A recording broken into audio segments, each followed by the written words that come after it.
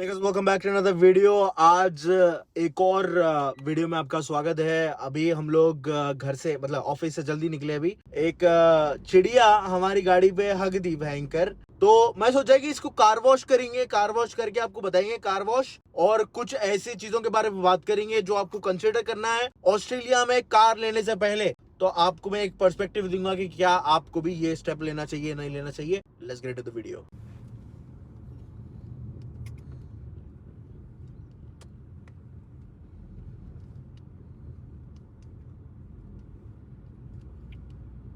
तो ये हम आ गए हैं कार वॉश डॉग वॉश में।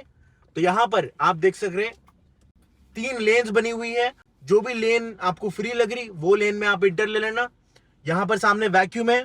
अगर वैक्यूम करना है गाड़ी में तो पहले वैक्यूम करके फिर लेन में एंट्री ले लेना। जैसा लेन में एंट्री लिए, ये सामने वाली जो गाड़ी है आई लोड Hyundai की, ये अभी वॉश हो रही। तो इसका आप देख सकते हैं, मैं एक्सप्लेन करूंगा।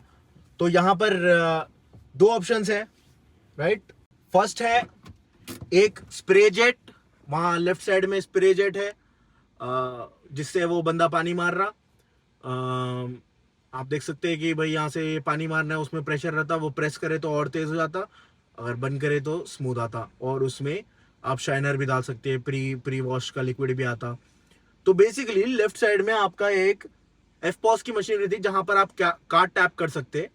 जैसा आप कार्ड टैप करें उसमें 7-8 ऑप्शंस रहते हैं, लेकिन मेजोरिटी एक पानी का रहता और एक फोम ब्रश का रहता, जिससे आप फोम ब्रश करके गाड़ी को धो सकते हैं अच्छे से। और तीसरा ऑप्शन फाइनली पानी फिर से मार के ख़त्म करने का रहता। दूसरे ऑप्शन उसमें है शाइनी वगैरह के, लेकिन मैं वो यूज़ नहीं करता हूँ। इधर मैं सिर्फ अपना वैक्यूम और अपनी गाड़ी washing. First place, MVP, I say GG, and even if you still don't get it, just wait, I'm about to go like. तो अभी हम लोग ये गाड़ी का वैक्यूम कर दिए। इतनी अच्छी वैक्यूम नहीं हुई, लेकिन जितना कर सके उतना करे। तो अब नेक्स्ट वॉशिंग करेंगे, क्योंकि मैं काफ़ी सस्ते बजट में जा रहा हूँ और ज़्यादा टाइम स्पेंड करें। डिटेल करा सकते हैं, लेकिन डिटेल इज़ वेरी एक्सपेंसिव। तो डिटेल अपने को कराना है नहीं, अपने को बस देखना है वैक्यूम करके, फिर उसके बाद कार वॉश करके निकल जाना है।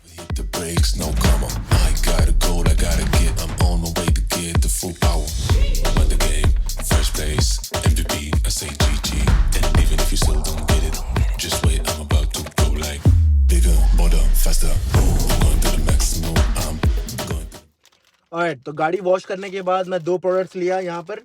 सबसे पहले तो एक कार की शैमी, ये $5 में मिला मेरे को। अभी कार्ड से मैं पे करके वेंडिंग मशीन से निकाला, ठीक है। ये कार की शैमी है। इससे क्या होता है कि जब भी गाड़ी वॉश करे इसको अच्छे से ड्राई करने के लिए ये बहुत काम में आता है, अब्जॉर्ब कर लेता सब कुछ, ठीक है। नेक्स्ट चीज यहाँ पे मैं लिया, ये है अपना ग्लास क्लीनर। तो ये भी रेडीमेड है, इसमें कपड़ा रहता, वो निकाल के सीधा पोंछ ले सकते हैं। $3 का है ये। 3 + 8 $8, 3 + 5 $8 और $12 की मेरी वॉशिंग हो गई। $12 की वॉशिंग एंड $4 की वैक्यूम। तो 4 + 12 16, 16 + 8 $24। $24 मैं स्पेंड करा गाड़ी क्लीन करने में, ये सेल्फ कार वॉश में।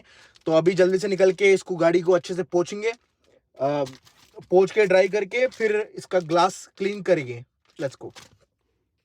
तो जैसा कि आप देखें, ये नई गाड़ी जो मैं लिया उसका आप लुक देख लिए। अगर एक डिटेल्ड वीडियो होना ये कार के बारे में तो नीचे कमेंट करो। उसके बाद मैं अगर कमेंट ज़्यादा आए उसके बारे में तो मैं एक डेडिकेटेड वीडियो बनाने का ट्राई करता हूँ। तो सबसे पहले बात कर लेंगे कार की ज़रूरत क्या है ऑस्ट्रेलिया में। जैसा कि मैं एक वीडियो में बताया था कि एक गाड़ी ऑस्ट्रेलिया में बहुत इंपॉर्टेंट हो जाती अगर आप स्पेशली नए नए हैं और जॉब्स ढूंढ रहे हैं।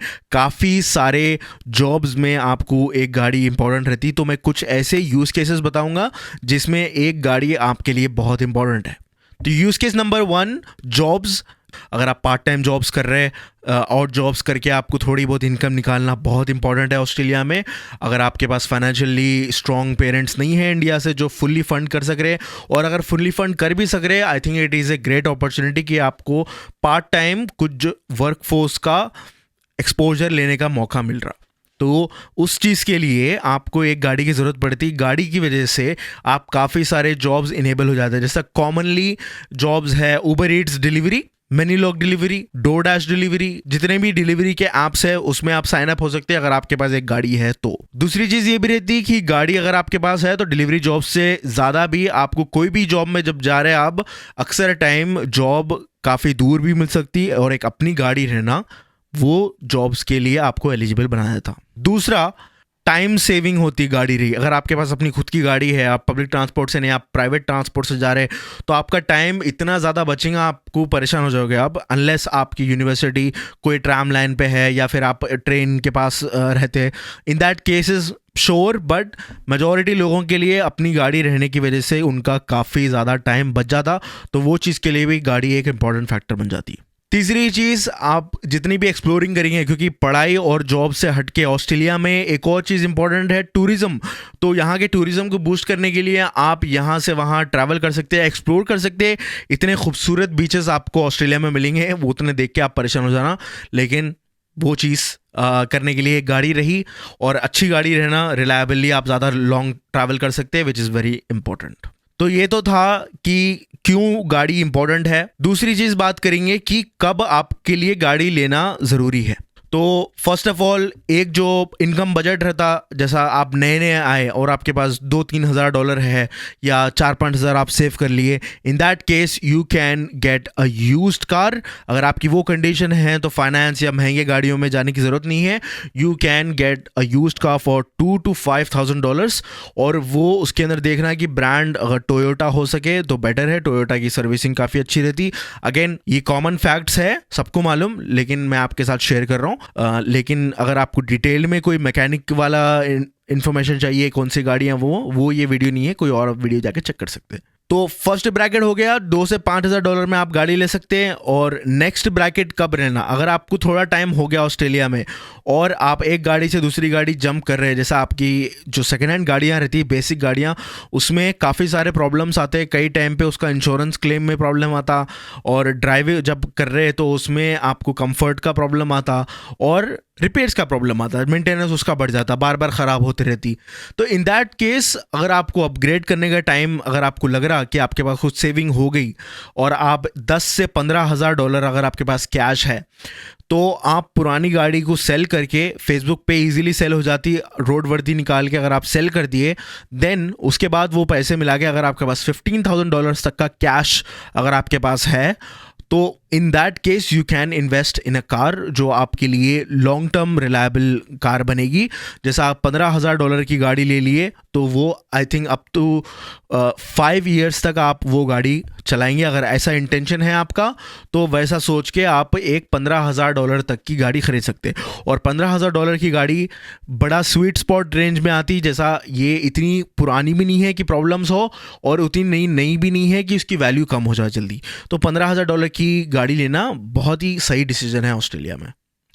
अगर अब देखो नेक्स्ट कैप के बारे में बात करेंगे, अगर आपका एक बार टीआर का प्रोसेस कंप्लीट हो गया और आप टेम्परेरी रेसिडेंस पे एक बार आ गए, जैसा 485 वीज़ा रहता है ऑस्ट्रेलिया में, अगर वो रेसिडेंस तक अगर आप पहुंच गए और आपके पास एक फुल टाइम जॉब अपॉर्चुनिटी आपके पास है, full time job, full commitment वाला जो जॉब है आपकी अपनी फील्ड में, अगर आपको एक बार वो मिल गया, और मिलने के बाद it has been a couple months, in that case आप फाइनेंस पे गाड़ी लेने का सोच सकते हैं। अगर आपके पास अच्छे फाइनेंसेस है, तो आप एक डीलर के पास या फिर अपने बैंक के पास जाके अपने कॉन्ट्रैक्ट की इनकम के हिसाब से उसमें अगर 20% तक का कार EMI लोन में अगर आपको अच्छी गाड़ी मिल रही, तो then you can buy something from $30,000 to $40,000। ये रेंज में अगर आप गए तो it will be a sweet spot brand new गाड़ी के लिए, और इसके रिटर्न्स भी आपको मिलेंगे। 3 इयर्स के ऊपर का टर्म मत लो, क्योंकि टैक्स में बहुत ज़्यादा पैसे चले जाते हैं। कई बार वो लोग 5 साल 7 साल का भी ऑफर करते हैं आपको, लेकिन अगर उसमें फंस गए तो उसकी EMI भरते भरते आपकी ज़िंदगी ख़त्म हो जाएंगी। तो डू नॉट डू दैट। मैं फर्स्ट ऑफ ऑल मैं रिकमेंड बिल्कुल नहीं करता कि आप EMI पे गाड़ी लो, लेकिन अगर आपके पास स्टेबिलिटी आ गई है एंड देन आपके पास थोड़ा एक्स्ट्रा कैश है, थोड़ा डाउन पेमेंट डाल के थोड़ी आप ब्रांड न्यू गाड़ी बुक कर सकते हैं। अभी पांचवा जो ब्रैकेट है, जो नेक्स्ट ब्रैकेट है, उसमें आएंगे 50,000 से $1,00,000 तक की गाड़ी। ये आप कब कर सकते हैं? जब आपका परमानेंट रेसिडेंस हो गया, आपके पास जॉब 2-3 साल से आपकी स्टेबल जॉब चल रही, एंड देन आपकी इनकम $100,000 से ऊपर $150,000-200,000 तक है। ये तो अगर जॉब सैलरीड एम्प्लॉय हो तो। अगर आपके पास कोई बिजनेस है जिसमें आप you can generate $10,000 per month income, तो आप कंसिडर कर सकते हैं $50,000-100,000 तक की। अब ये रेंज में अक्सर आपको ऑडी, BMW की गाड़ियाँ दिखेंगी जो लग्जरी कार्स है, या Hyundai की गाड़ियों में एकदम जो स्पोर्ट्स मॉडल है वैसे गाड़ियाँ आपको दिखेंगे, जैसा एक किया की स्टिंगर है, और Hyundai की आई थिंक इलांट्रा N-line करके, कोना इलेक्ट्रिक, टेस्लास, ऐसी गाड़ियों में रेंज में आ जाएंगे आप। तो ये एक रेंज, लग्जरी रेंज है, सबके लिए नहीं है ऑब्वियसली, लेकिन ये रेंज में आप पहुँच जाएंगे।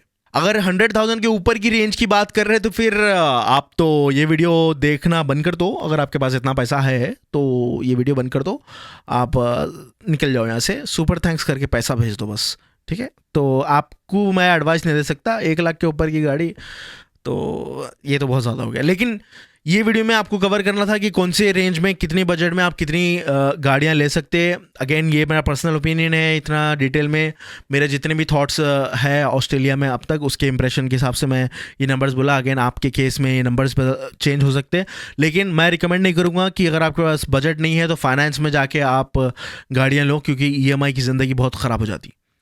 Thank you so much for watching this video. नया सेटअप, बाय बाय।